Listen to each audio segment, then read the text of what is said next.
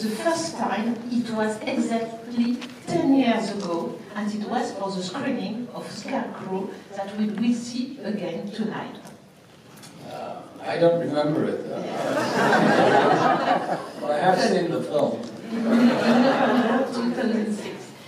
Et aujourd'hui, nous allons voir une autre avant-première, celle du film de Pierre Filmon, Close Encounters with Vilmos Zsigmondy. Bravo Pierre! Pierre! Bravo Pierre! Bravo!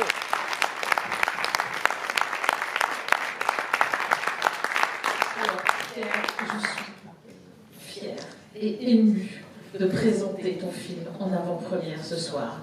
Tu sais, ô combien sais-tu que j'ai coutume de dire à mes invités, vous êtes chez vous au Grand Action. Mais dans ton cas, c'est vrai.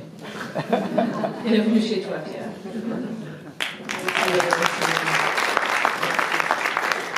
Bienvenue à tous, voilà, je vais vous présenter un peu les gens qu'on a avec nous ce soir. Déjà une mention spéciale à Kartik qui nous fait l'amitié de traduire ce soir.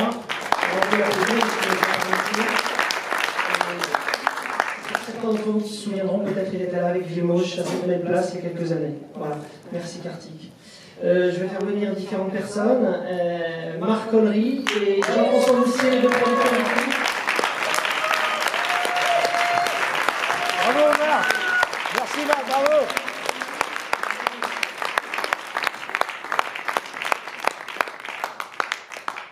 J'aimerais aussi appeler Monsieur Gérald Duchossois, s'il vous plaît. Monsieur Ken Classique,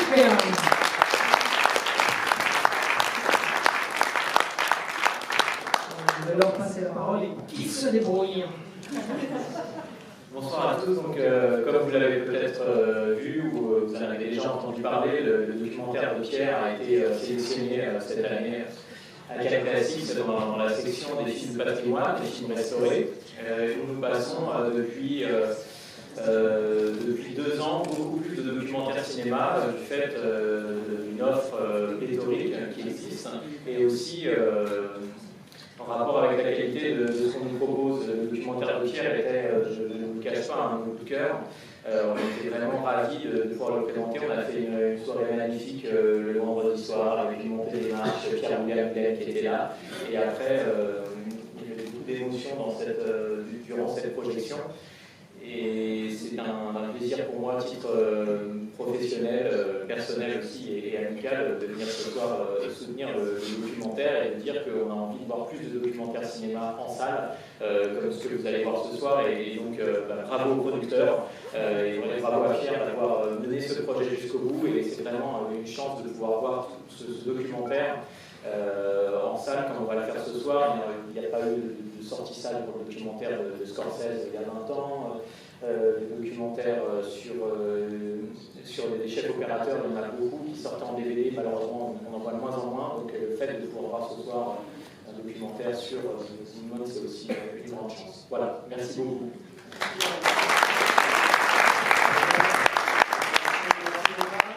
L'aventure a commencé pour moi il y a 3 ans, donc je suis vraiment très très fier et ému que le film sorte dans 2 jours. Merci de votre présence. Merci aussi à tous les gens qui nous ont aidés, tous les talents, à toute l'équipe artistique et technique. Et merci à Pierre qui m'a fait vivre une très grande aventure. Et on se revoit. Merci, bonne soirée. Bonsoir, je suis Marc de l'Astofilm et je suis hyper émotif, je vais essayer de ne pas pleurer, donc il faut l'aider d'ailleurs. En fait, voilà, ce qu'on voulait, c'est ça. Vous voulez que tout ce travail se finisse dans une salle de cinéma. Et vous allez voir, tout commence dans une salle de cinéma, par la passion du cinéma, la passion des tournages, la passion de la pellicule, la passion de la projection. Et on ne voulait pas que ça se finisse uniquement sur une diffusion télé, tard un soir, ou dans un bonus DVD. Et surtout, moi je savais vers quoi on allait, mais je ne pensais pas que vous seriez aussi nombreux pour cette première de ce soir. Et surtout, je voulais que vous soyez vraiment aussi content que moi de découvrir un personnage aussi chaleureux, passionné que Vilmos Zsigmondy. C'est notre plus grand regret, c'est qu'il ne soit pas avec nous pour partager ces moments-là, animer ces séances-là. Et depuis le début, on avait envie d'inventer quelque chose autour de cette sortie, parce que c'est difficile. On a mis tous les inconvénients de l'autre côté, un titre imprononçable, je suis entièrement responsable.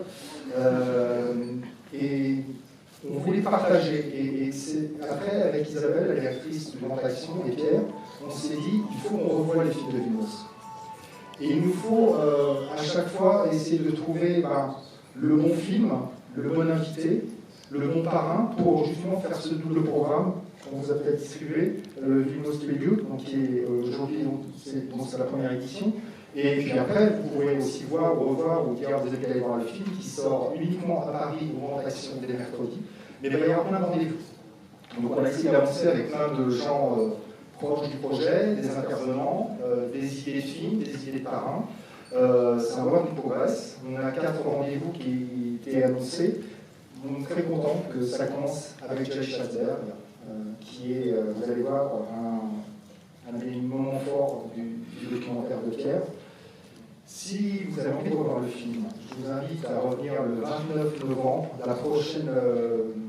le prochain rendez-vous autour du Vimos Tribute, et avec un personnage comme Jerry qui est exceptionnel, que tous les cinéphiles connaissent, mais pas les autres. C'est Douglas Trumbull. Douglas Trumbull est réalisateur d'effets spéciaux à la base. Il a aussi été réalisateur de films.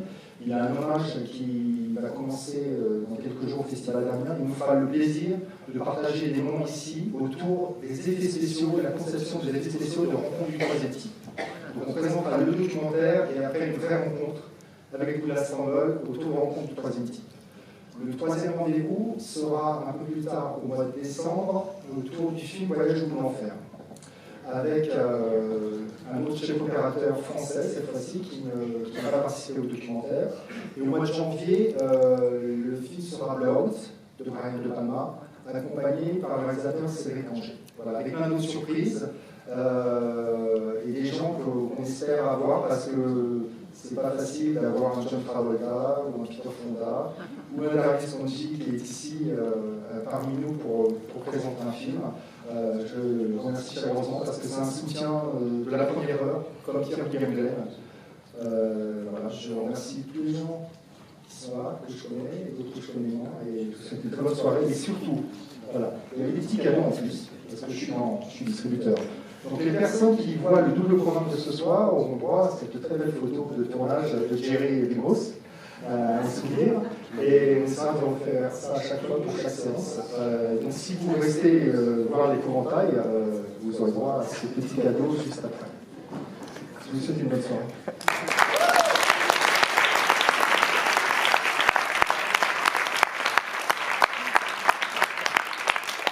Quelques mots de conclusion déjà. Thank you so much, Jerry, to be with us tonight. It's such an honor and a pleasure to receive you. And you have the best public in Paris. I wish I understood everything that was being said. I did understand Jerry Schatzberg.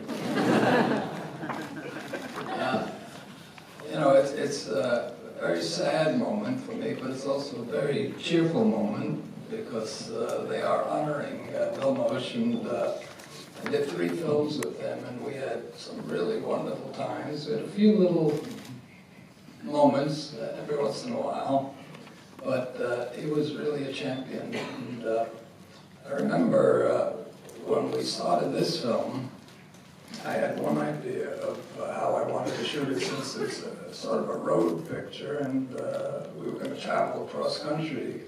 I talked to him with my idea, which I wanted to be moving the camera all the time and traveling, and Vilmos listened, and everything was wonderful and all that, and at the end he said, you know, I don't see it that way. I said, really? He said, yeah, and he told me what he thought. He said, you know, these 2 guys, they're meeting on the road, and then they travel across this beautiful country. It's sort of a fairy tale. And I said to myself, how do I get rid of this guy?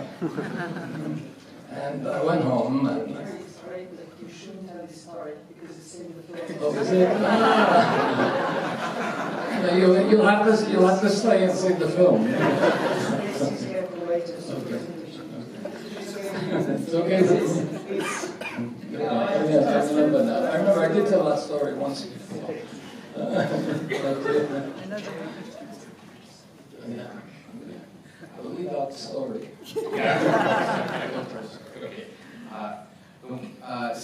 une soirée touchante et un peu triste aussi avec la disparition de Vilmos. Mais Vilmos, qui est un grand chef opérateur, parfois difficile, mais nous avons fait 3 films ensemble. Ce film est un road movie, j'en dis pas plus. On en parlera tout à l'heure pour la projection de...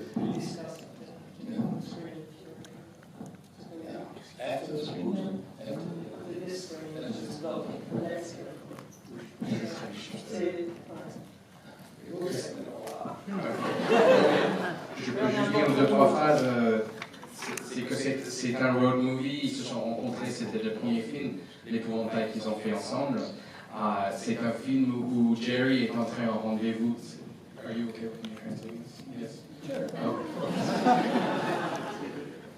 Donc en tant que road movie, Jerry avait l'idée à la première rencontre de bouger la caméra beaucoup. Et donc il nous a écouté ce que disait Jerry. Et à la fin, il a dit « Je ne suis pas d'accord. Pour moi, ces 2 types qui se rencontrent, c'est comme un conte de fées. » Vous aurez la fin de l'histoire tout à l'heure. Je finirai cette présentation en disant que ce soir, je vais au bout de l'effet de miroir, puisque je suis aussi votre projectionniste. Voilà. Facilement.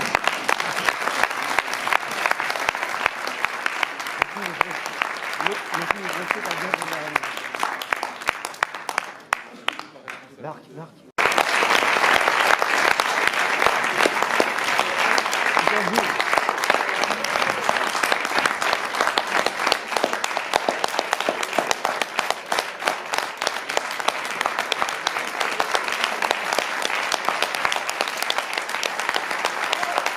Bravo Pierre.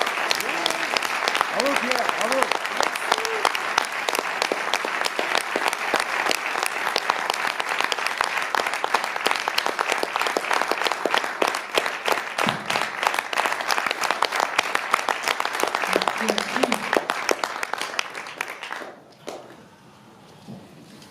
Juste pour vous rappeler, on va essayer de profiter au maximum de la présence de Jerry ce soir et de Pierre.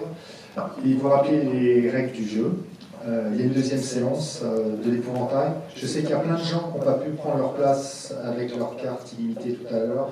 On va prendre le temps de retourner à la caisse, d'aller chercher les places, etc.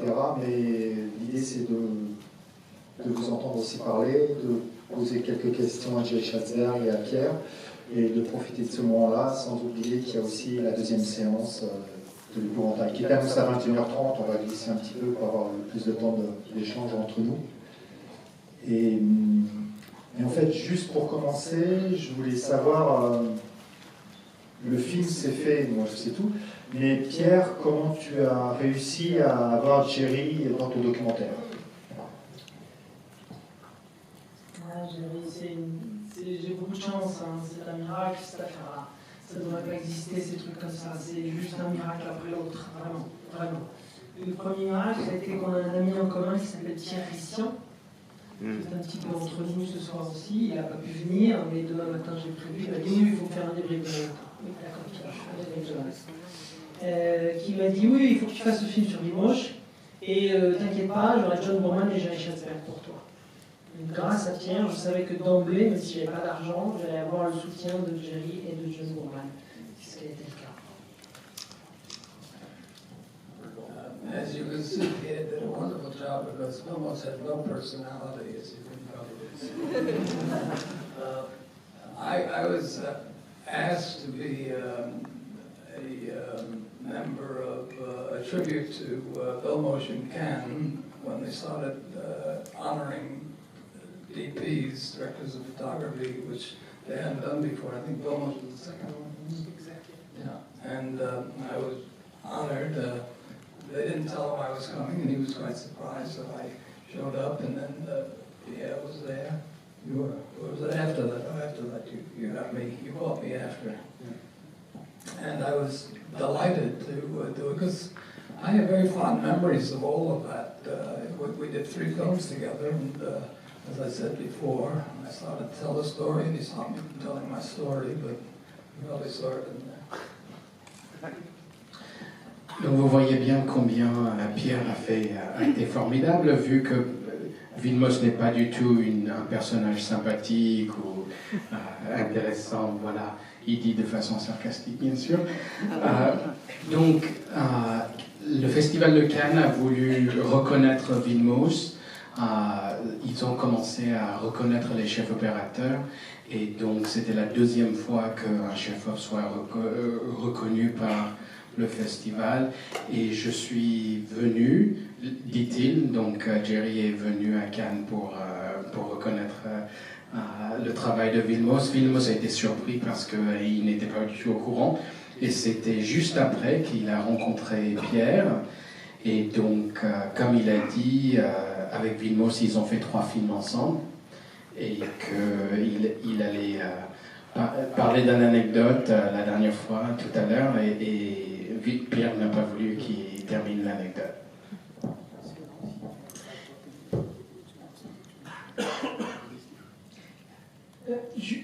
Oui, j'ai envie de vous raconter l'anecdote du tournage avec Jerry, puisque Jerry est là. Je cherchais, comme pour le reste du film, à ce qu'il y ait une grande proximité tout le temps. C'est-à-dire que Vilmos vous parle, vous les uns les autres, que vous ayez une vraie rencontre avec lui. Et je débutais ce projet, je ne connaissais pas Jerry personnellement, donc j'essayais de trouver une accroche en me disant il faut que Jerry se sente bien dans cette interview. Et il ne me connaissait pas, évidemment. Et j'ai donc demandé à Pierre Rissian, toujours Pierre, il est partout, Pierre. Et le Pierre, Pierre, vous connaissez Pierre Rissian? Ah, peut-être vous connaissez Gentleman Pierre Rissian. Ouais, il y a eu 2 documentaires géniaux, un qui s'appelle Gentleman Rissian, qui était à Cannes Classique cette année. Je parle sous le contrôle de Gérald. Et puis il y a eu Man of Cinema de Todd McCarthy, qui il y a quelques années, qui était formidable aussi. Bref, je ne toujours pas expliqué qui c'était. Ouais. Pierre Rissian, c'est Richelieu. C'est celui qui fait la politique du cinéma entre 1965 et 1999, à peu près. 35 ans, il est l'homme que personne ne connaît, mais sans lui, pas grand-chose se fait dans le cinéma. J'exagère un peu volontairement. Ouais, c'est un grand monsieur du cinéma qui vit toujours, qui a travaillé pour Cannes très longtemps. Amit Fritzlang. Amit Fritzlang, merci, qui a fait découvrir Quentin Tarantino et Jane Campion, des noms que vous avez peut-être entendu prononcer avant. Actually, Pierre discovered me. My first film, Puzzle of a Downfall Child, it was invited to the San Francisco Film Festival. And Pierre, who was very important for the Cannes Festival and I think other people, he would advise them about new films and travel around the world. And Pierre was in San Francisco and he looked at the program and he saw my film and he said, I'm not interested in a bullshit film about a fashion photographer.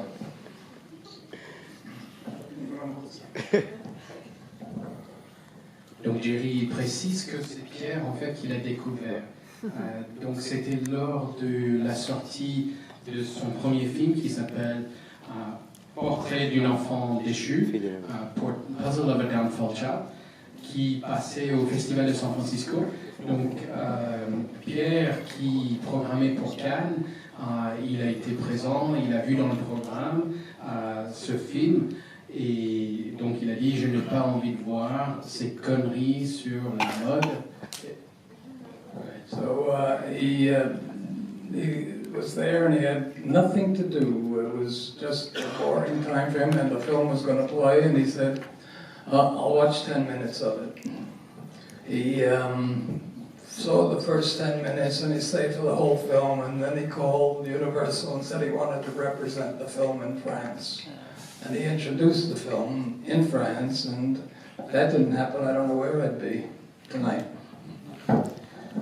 Donc Pierre, qui s'ennuyait à San Francisco, il s'était dit, bon, je vais regarder le film pendant 10 minutes, juste pour voir ce que c'est. Donc il est resté jusqu'à la fin. Il a été tellement ému qu'il a négocié pour porter le film aux écrans en France. Donc si Pierre n'était pas là ce jour-là, je ne sais pas si je serais là ce soir. Yeah, I get back to my story because he stole my part. Anyway, parce que je parle anglais d'un coup, bref. Donc, pour mettre Jerry en confiance, en fait, j'ai installé Pierre ici, juste devant moi, dans le fauteuil là, juste devant moi, et je me suis caché derrière Pierre. Donc, ils étaient comme en discussion entre eux, parce que je me dis, ils se connaissent, c'est des vieux copains, donc ça devrait bien se passer. Et effectivement, j'ai essayé de faire le malin, de me cacher derrière Pierre, qui est un grand monsieur, imposant. Et c'est vrai que j'ai senti briller très vite les choses dans les yeux de Jerry, parce qu'il était bien. Voilà, il s'agissait de mettre confortable mes interlocuteurs.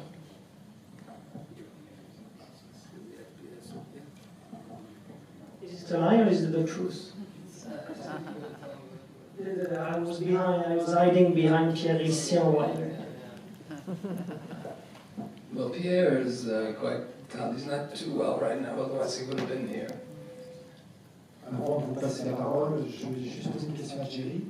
Le chef opérateur sur un tournage, c'est une des personnes les plus importantes. C'est une personne qui est très rapidement choisie et embauchée sur un film. Qu'est-ce qui vous a fait choisir Vilmos? Ce n'était pas votre premier film comme réalisateur, mais pourquoi vous avez choisi Vilmos pour votre...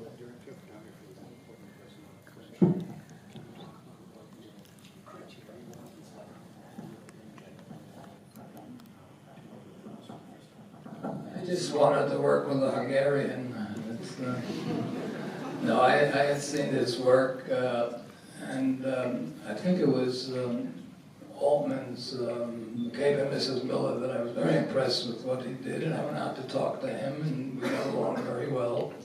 And yes, DP is very important, especially for me, because I didn't really know the language of actors and acting, and I felt that I had to spend a lot of time learning and being with them. So I wanted to get I always wanted to get wonderful DPs that I can talk to them, because whether you know it, I started out as a photographer, so I know that language. And from my first film on, my first DP, Adam Hollander, I did 4 films, and I did 3 with Bill Moge, 2 with Bruno because I like to stay with the same people because we do communicate, and the DP is other than the script and the actors, my most important aspect of making a film. Il dit qu'il a choisi Vilmos parce qu'il avait envie de travailler avec un non-Hongrois, en plaisantant bien sûr, mais qu'en fait il a vu le film d'Altman, John McCabe en français, McCabe and Mrs. Miller, donc il avait beaucoup aimé et donc il a rencontré Vilmos, ils se sont bien entendus et puis bien sûr le chef opérateur est un poste très important sur un film. En tant que photographe, Jerry avait besoin aussi d'apprendre un peu comment fonctionnent les comédiens et que donc c'est bien d'avoir un grand chef opérateur sur un film pour pouvoir aussi consacrer du temps aux acteurs. Alors Jerry a l'habitude de travailler avec des chefs opérateurs sur plusieurs films. Il a cité le fait que 3 fois avec Vilmos, 4 fois avec son premier chef opérateur, Adam Hollander, et puis ainsi de suite sur les années d'après. Et pour lui, la communication avec le chef opérateur est quelque chose qui est aussi important que le scénario et le travail du jeu des acteurs.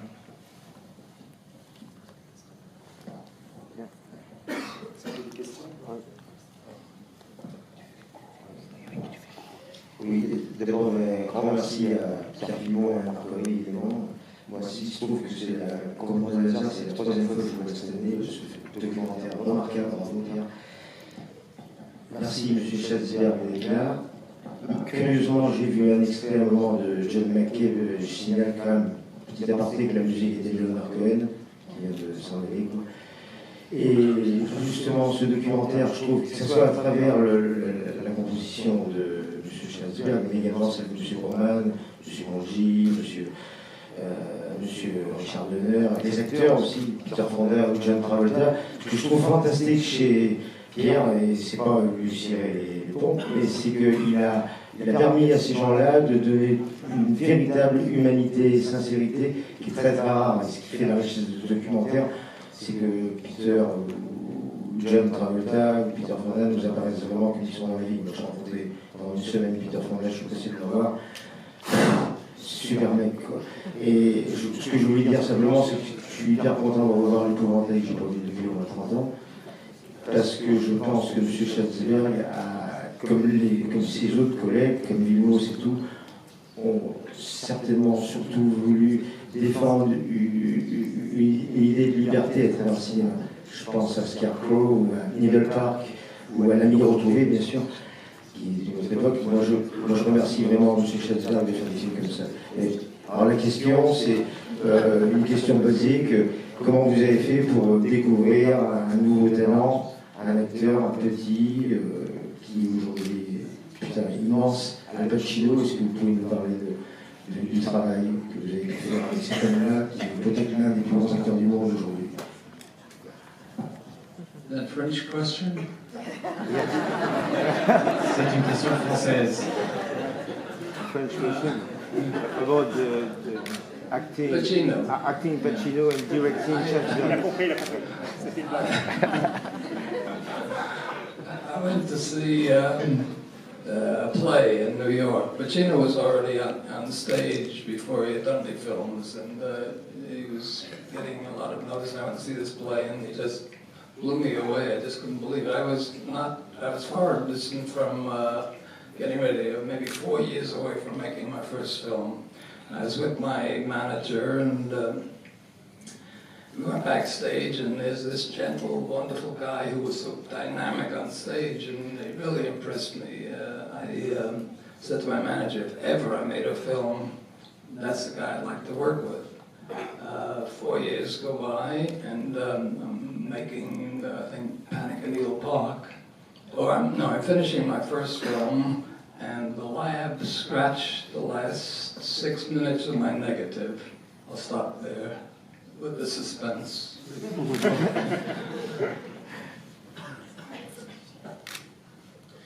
Donc Jerry raconte qu'il a vu une pièce de théâtre à New York et que Al Pacino il commençait à être sur les planches pas mal et que Schwarzenegger avec son manager ils sont allés voir cette pièce avec Pacino. Il a été totalement époustouflé. C'était 4 années avant de faire son premier film et avec son manager il disait que si jamais il faisait un film il aimerait beaucoup avoir un type comme Pacino sur le film.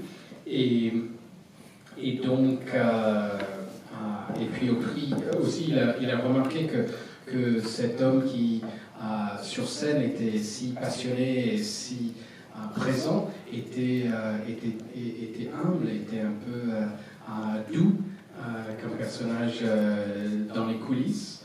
Et donc, il dit que plus tard, donc, il était en train de tourner son premier film. Il était au labo et au labo, il apprend que les 6 dernières minutes de son film sont abîmées. Le négatif est abîmé. My agent had seen the film and liked it, and they were looking for a director for Panic in Needle Park. I was very upset when they sent me the script, and I just read it very quickly, and then I went up to my manager's office, who by that time was managing Pacino, and he said, you know, there's a good script out there. And I said, what's it called? He told me Panic in Needle Park. I said, well, I just turned that down. He said, really? I think that's a very good script. I said, well, I don't know, drugs and all that. And he said, but, and you know, Al is interested. Immediately, the light went on. I went back, I read the script. I apologized to the producers, told them how stupid I was. They agreed with me, but we got together, and we started to work. And it was a good working relationship because Al wasn't famous and Kitty wasn't famous and I wasn't famous, so we were able to stay together for months talking and working on things, and it was really a good experience.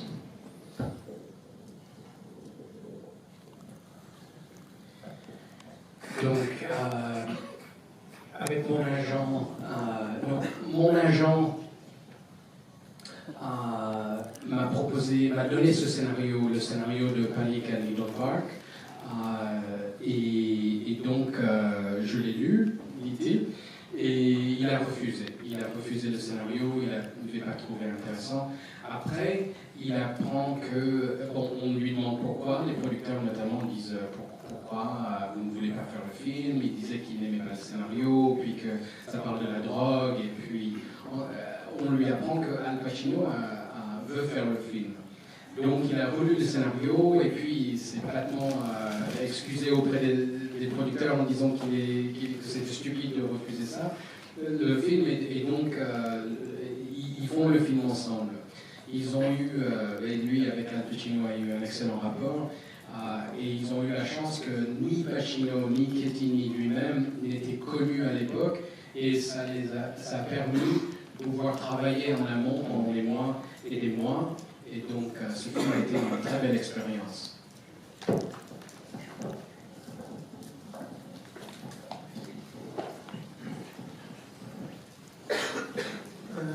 C'est une question. Quand on a été photographe comme Thierry Schansberg, et qu'on a donc l'habitude de gérer soi-même son image, de cadrer, de filmer, quelle est la difficulté au moment où on doit déléguer ce regard à un chef opérateur?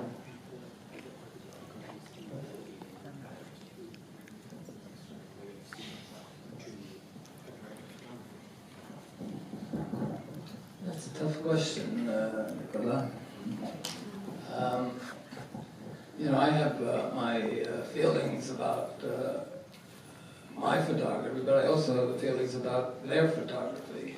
And I usually decide on who I'm going to work with because I think we think alike. You know, some people are really excellent, but they don't see the image the way I see it. And I do go through a lot of talking, a lot of discussion, and a lot of learning because you can't really just pick up a camera and shoot it the way you can with stills. So you must learn from them. And I must say I was pretty novice at the beginning, and when they talk about grips and electricians and all that, I had to find out what they meant by that. So, but you learn pretty fast, but there has to be some rapport. There was an instance in the film you'll see next with Bill Mosch, where I told him the way I wanted something shot, and he didn't agree with me. And he didn't agree with me because he wanted a pretty picture again, and this was a part of the film that I didn't think required a pretty picture. And we argued about it, and of course I won because I'm the director. And Bill Mosch walked around with a long face for about 5 minutes, but then he got right into it, and he did what I wanted, and probably in the end he agreed with me. And I understand why we asked what he wanted. Maybe that answers your question a bit. It does.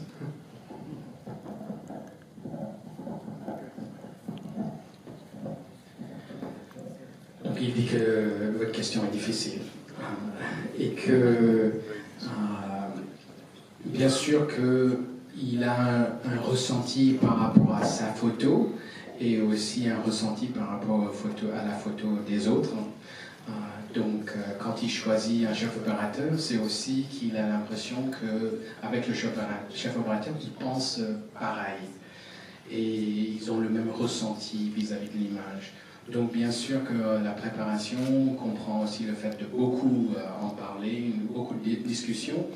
Et il dit que pour lui, l'image cinématographique a été un apprentissage pour lui et qu'il devait aussi apprendre beaucoup d'eux. C'est-à-dire que l'image...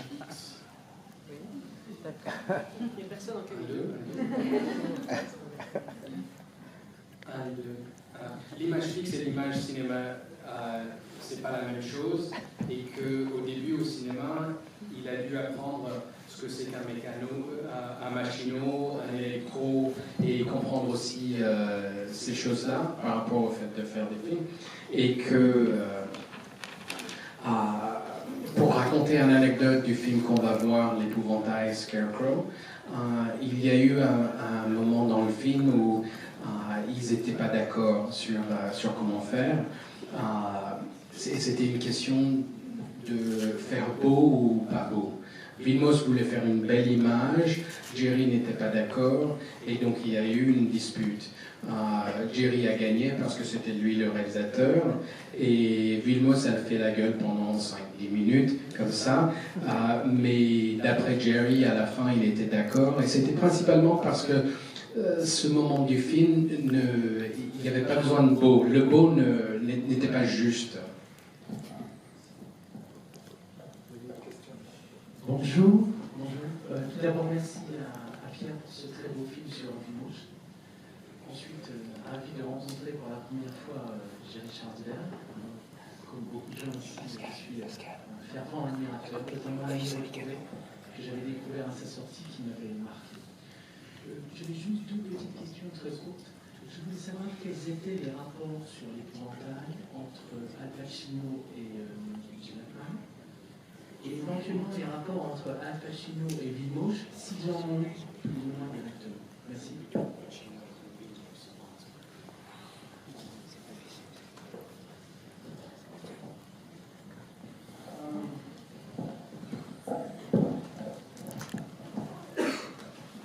Well, Al is a little bit not as disciplined as Hackman, so he's a low problem for a cinematographer.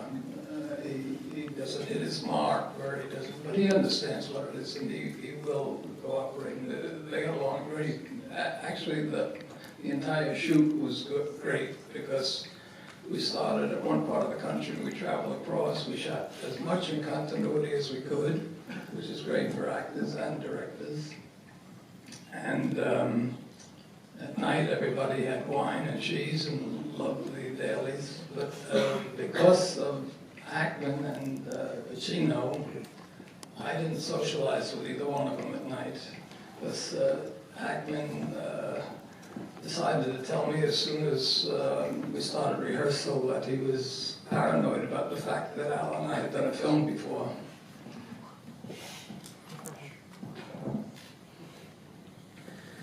Donc, Pacino était moins discipliné que Gene Hackman, et donc, c'est-à-dire qu'il était moins au point quand il s'agissait d'être sur telle ou telle marque lors d'une prise. Pour un chef opérateur, c'était parfois difficile, mais il comprenait l'idée de comment et pourquoi il fallait être là où il fallait être. Mais comme Scarecrow, il s'agit d'un road movie, ce qui était très chouette, c'est le fait de pouvoir tourner par ordre chronologique dans le film, et donc d'effectuer ce voyage. Donc tous les soirs, on a bu du vin ensemble, mangé du fromage, mais Jerry a choisi de ne pas traîner, passer du temps le soir avec ni Pacino ni Hackman, et c'était par crainte, parce qu'au début du tournage, Hackman a annoncé qu'il était parano du fait que Jerry et Al avaient déjà fait un film ensemble auparavant. Hackman is kind of difficult on films. He knows it on television, he says it, and Al is much more gentle, but Hackman is more professional. Hackman puts on the costume, he's the character, takes off the costume, he's Hackman. Al carries the character around all the time, so Al might show up 10 minutes late to the shoot. It didn't endear Hackman to him. And Hackman's always looking around the set. He goes, everything that's happening on the set, he gets himself in trouble sometimes by talking to too many people. But we had an instance, as I said, I didn't do any socializing with them, but usually do my work early in the morning, and I come to the set and I do my talking with my DP about the scenes and what I want to do, what I want to shoot. And I got to shooting a scene with them. I said, I think we're going to cut out some of this dialogue. And Gene went, oh, fuck. And I said, what's the problem? Nothing. He wouldn't tell me right away. I said, come on. And I said, okay, well, let's go in the alley over there and talk about it. He said, yeah, he's got to come too. tell me he's sick and tired of us deciding what his dialogue was going to be the next day, which didn't happen because I didn't talk to him. It was just something I decided. And we went through all of that, and then I said, okay, let's rehearse it the way it's written, and then we'll decide what we're going to do. So we rehearsed it, and as I always say, these two guys could be the telephone book, it's going to sound great. So we did that, and I said, well, you know, it sounds good, let's shoot it this way. We shot it that way, and then when I got into the editing room, cut. And, I don't know if Hackman ever noticed it, but that's what we did. And they...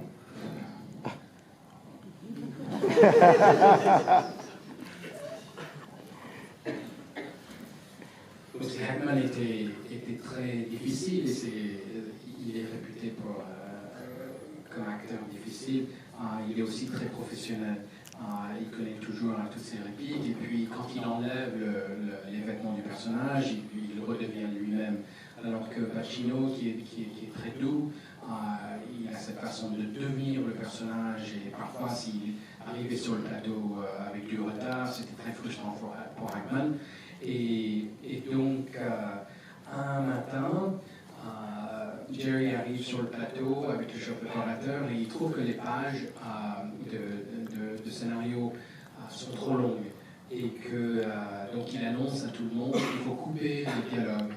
Et Hackman il dit oh fuck, oh merde,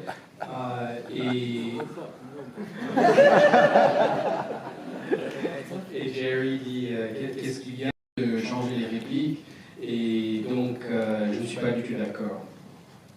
Donc Jerry dit non, viens, on va en parler, viens, on en parle. Il dit oui, on en parle, mais seulement si Al aussi vient. Donc tous les trois ils viennent et ils décident ensemble de répéter la scène telle qu'elle a été écrite et puis ensuite de la tourner. Jerry remarque que ces deux acteurs sont tellement grands que même s'ils lisaient des pages jaunes, ce sera intéressant pour le public. Donc ils ont tourné la scène comme ça, et dans la salle de montage, les parties que Jerry avait trouvées trop longues, il a coupé, et qu'à son avis, Hackman ne s'est rendu compte de rien. After that story, the first week of rehearsal, he told me that he doesn't get along with any directors he's ever worked with. I said, well, that's wonderful. Wow. And so then I brought him back for another film later on, and he just worked with the director, and he came from that sitting, and he was complaining about the director. And I said, come on, Gene, you don't get along with any of the directors. I get along with you.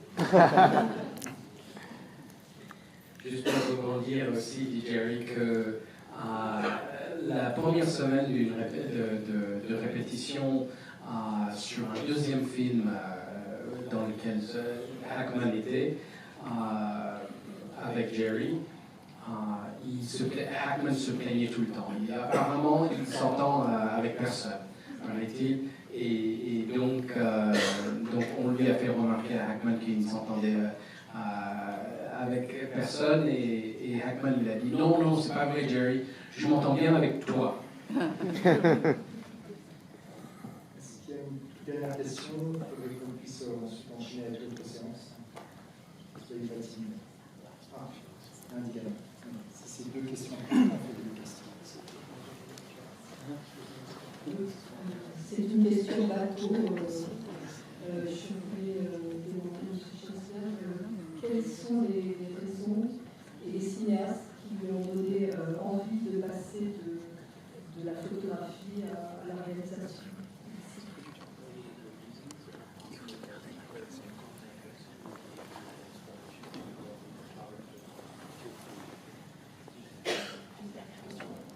I was really inspired by a woman that I worked with, a model, and she had a story that impressed me because, they stop modeling when they're, sometimes in those days, maybe when they're 22, 23, 24, they work for 5, 10 years at the most, and then they're just dismissed, and they're still very young, and they don't have a career.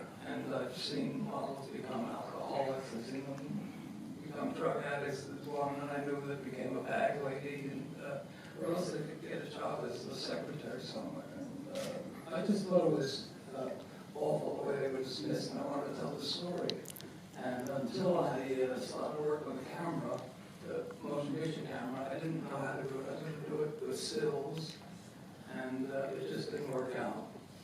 But I went to do a documentary for ABC, and we never finished the documentary, but I got the experience working with film, and I realized that's the way I could tell the story. You know, and then I just had to learn all about it as much as I could. I didn't make my first film until I was 40.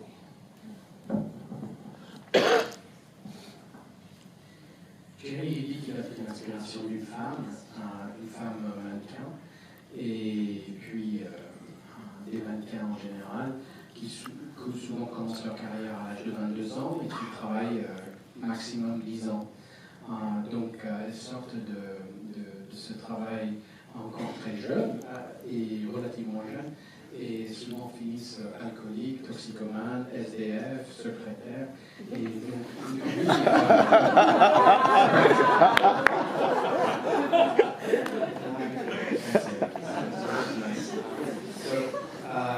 lui avait envie de raconter cette histoire, et puis il ne savait pas comment, par image fixe, difficilement. Donc il s'est mis à faire un documentaire pour ABC et qui reste inachevé.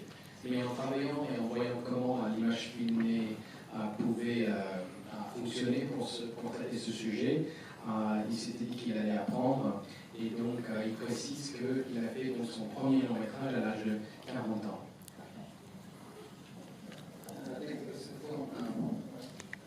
Une dernière question. Et puis après, je vais demander de la salle de rester pour les commentaires. Et toute petite question. Alors surtout sans spoiler le film, il faut vraiment traduire ça. Je n'ai pas entendu. Sans spoiler, sans révéler l'histoire du film. Est-ce que vous avez toujours le projet de tourner Scarecrow tout?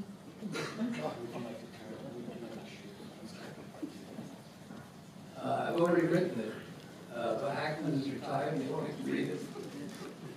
And I think it's as good as one, but I've sent it to Al, and he just hasn't really read it either, so it's difficult. But I'm talking to producers now, maybe if they put up some money, it's, yeah, because as you've seen the film, so you know he has a son, so the son becomes very important to the film. My second. So I just want to give one little anecdote, as you can see the film. The first scene was Belmosh and I flew all around Bakersfield looking for this location, and I guess subconsciously I was looking for my farm, which is back east, and we found this location that will be in the first scene. And when we arrived that day, just what you see here, we arrived 2 days, 1 day before shooting, and the weather was perfect. The sky was gray, the grass was golden, and everything was just perfect. And we said, we missed it. We just should have been shooting today. The next day we had exactly the same thing, so we really lucked out. And there's no wind machines or anything, it was just real weather.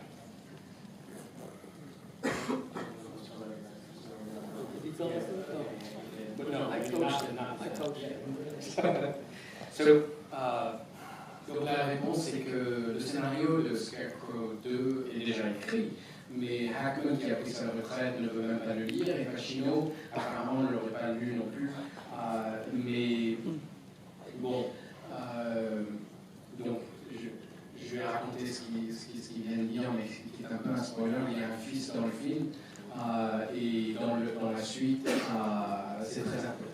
Il a un rôle beaucoup plus important, le fils dans le film. Donc pour l'anecdote du film que vous allez voir, dans la première scène,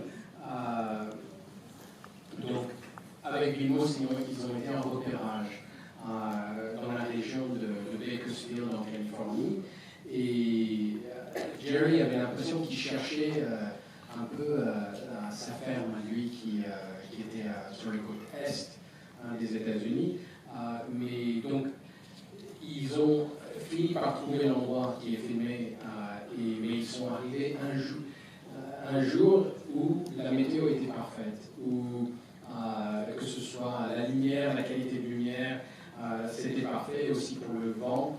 Et donc, ensemble, ils se sont dit avec Vimos, mince, on l'a loupé, parce qu'on n'aurait jamais aussi parfait demain que ce qu'on a aujourd'hui. Et le lendemain, ils sont venus et ils ont eu exactement la même météo et ils ont pu tourner la scène que vous voyez dans le film. I'm not going to be staying, but I just wanted to tell you that I appreciate you coming, and I'm just jet lagged, and I've seen the film before.